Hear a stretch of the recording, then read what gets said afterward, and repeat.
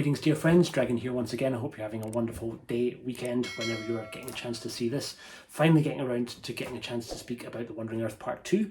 So this is going to be largely a spoiler-free review. The movie's been out for quite a long time. It came out of the cinemas in the UK almost a year ago now, and then was also out on physical media towards the tail end of last year. And thanks to my wonderful friends at CineAsia, I'm delighted to say that I have a beautiful 4K Steelbook edition. Not this one is mine, but a brand spanking new one to give away to one of you lucky people. If you keep watching until the end of the video, and I will give you details on how to enter that. But yeah, if you've not seen the film, or you haven't seen its prequel from 2019, or should I say its sequel from 2019, because The Wandering Earth Part 2 is in fact a prequel to the original movie. In both cases based on a short story by Li Jing, who'd written a short story called The Wandering Earth that they've then adapted into what is going to be 3 movies. So the director Go Fan, or Frant if you kind of go by his kind of more English sounding name, put together the original movie back in 2019 starring Jing. That was incredibly successful. It's still ranking in, I think, the top 5 kind of highest grossing Chinese movies of all time. And then the film was so well received, quite well received overseas, that The Wandering Earth Part 2 went ahead into production and really jumps back in time. So kind of really tells us really how the story kind of came about. And the Earth is facing disaster. The sun is going to go supernova and destroy us all. So kind of faced with impending doom, a decision is made to ultimately move the planet, which might seem very counterpoint to the way that an awful lot of science fiction movies deal with the destruction of the Earth, because it's certainly not a completely original concept. We've seen loads and loads of movies that deal with that situation. The ones that kind of come to most recent memory for me, Deep Impact and Armageddon, and though in both cases they were kind of big meteorites that were going to be kind of world killers that would come and actually physically destroy the Earth, whereas this is due to the nature of the crisis, the fact that the sun's ultimately going to burn the Earth to a crisp and all of us on it. A very different decision is made to actually move the Earth, hence the name The Wandering Earth. So a series of basically giant engines have to be constructed all around the planet, as well as a separate project to kind of destabilize and break our connection to the moon.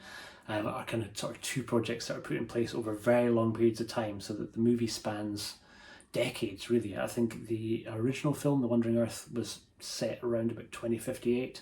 In The Wandering Earth Part 2, we jump back to 2044. We kind of see the beginnings of the project, the beginning of what will become the Wandering Earth project being set up and established. And really we follow kind of 2 main storylines. Wu Jing's storyline, who is initially a trainee, kind of training to be kind of one of the candidates involved in the initial project on the moon, and kind of setting up the first sort of test engine on the moon, where he meets his who will go on to be his wife, played by Wang, who previously I'd seen in Johnny To's Drug War, but she's kind of absolutely wonderful in this, and their relationship spans a good chunk of time. There's also a separate storyline with Andy Lau, who's kind of dealing with the death of his daughter in a car crash. He'd been working on really the human consciousness and digitizing the human consciousness. So there's a kind of parallel group of people who don't think that moving the Earth is the best idea, and they think we should all essentially be moving ourselves into the digital realm and becoming essentially a kind of digital version of ourselves, living on forever as kind of augmented, kind of not so much AI as digital consciousnesses. And these 2 kind of different factions, if you like, are kind of at odds in the film. So we kind of see a lot of protesters kind of railing against the idea of creating kind of Earth engines, and a kind of series of sort of what I would call terrorist attacks against the kind of various projects that they're trying to kind of get off the ground, and the kind of various attempts to try and build the engines around the world. And as the kind of film progresses, we kind of see which side is ultimately kind of going to sort of win out, though that continues to kind of be a little bit of a back and forth right way through to the end of the film, and I suspect that'll be continued in Part 3 when we get it, because there is a Part 3 coming. Wandering Earth Part 3 is going to come in 2027, but I don't want to say too much about the film itself. It's long, it's 173 minutes long, which seems like quite a lengthy sit, but it's not by any means an unmanageable film to kind of get through in one sitting. I kind of found it was kind of really gripping and really engaging all the way through, and for a country without a huge lineage in making big high concept, very CGI reliant kind of science fiction movies, it looks breathtaking. I think the team that Franco has put together particularly on the CGs, on the VFX side. I think More VFX was the main kind of company involved, with lots of subsidiary studios doing the bulk of the shots, and there's so much CG in this movie that it's almost an animated movie. I think the bulk of the actors have been shot against green screen in most situations.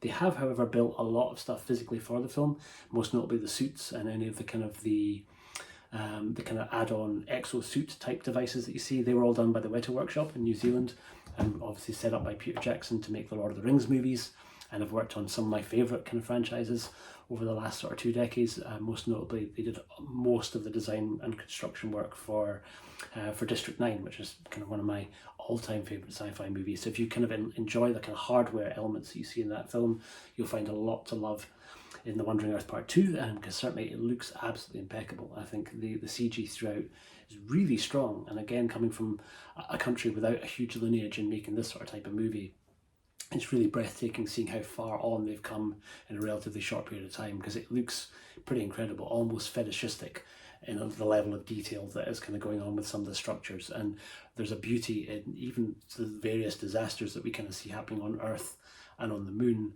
are rendered so beautifully well, and kind of in a way that doesn't really look like anything else we've seen too much.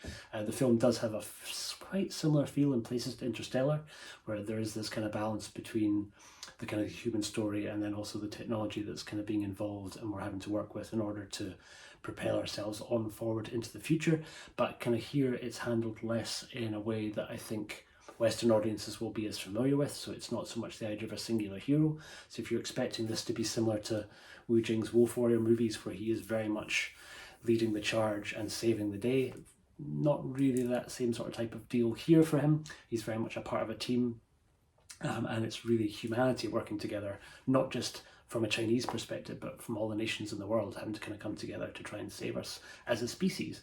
One of the biggest bits of criticism I see levelled against the film is this idea of why we're not building huge spaceships and taking everybody off the planet. And I think that's a fundamental difference between the kind of Western mindset versus the Chinese mindset, with the idea really of it being an awful lot less rooted in sort of Christian mythology. The idea of building boats to save ourselves from the flood is a very old archetype in Christian mythology, obviously kind of with Noah and the Ark, and that's not really a part at all of Chinese kind of culture or Chinese literature at all, where there is much more of a rooting to the past and a much more of a rooting to the land.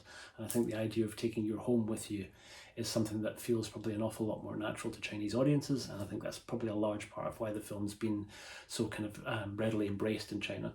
There's not really any kind of Christian allegories. There's no kind of messiah Jesus-like figure at the centre of this film. It is the idea of people coming together en masse to try and save ourselves. And if you can kind of get behind that, which I didn't find a particularly kind of propagandist type message, I don't see this as being a very nationalistic film. It does have the feeling of the whole world kind of pulling together in a way. That's probably the biggest element of fiction in this science fiction movie, is the idea that humanity could kind of get together enough to do a project of this sort of size over this sort of period of time without coming to odds with each other. And at its core, the film has a huge amount of hope and a huge amount of optimism for the future, which is really nice to see in a science fiction movie. I think we've seen so many dystopian stories and so many post-apocalyptic stories that are ultimately kind of hard not to see ourselves as being largely doomed as a species. And whilst that's also really fun to watch, it's kind of nice every once in a while to see something that's rooted in a bit more of hope. From a very selfish point of view, I love the fact that as we were seeing different shots from around the world, as the various different stages of the film are playing out, there's one shot of my home city of Edinburgh, beautifully rendered with some really nice kind of effects over the top of kind of bits of debris flying down. Beautifully done, amazingly done, which was really, really nice to see from a personal point of view.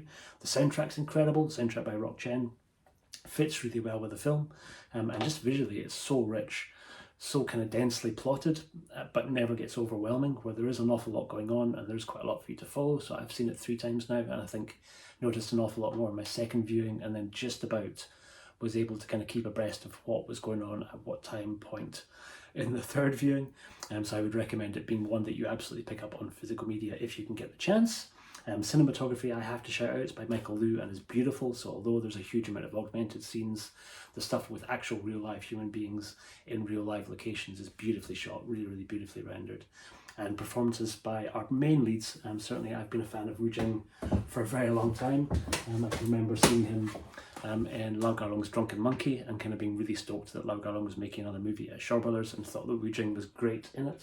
And then I think most of the people who are fans of this channel will probably know him from SPL, from Killzone, alongside Sammo Hung and Donnie Yen, and he's got a wonderful kind of almost little cameo, extended cameo in that movie, but really almost sort of steals the show in the scene that he's in.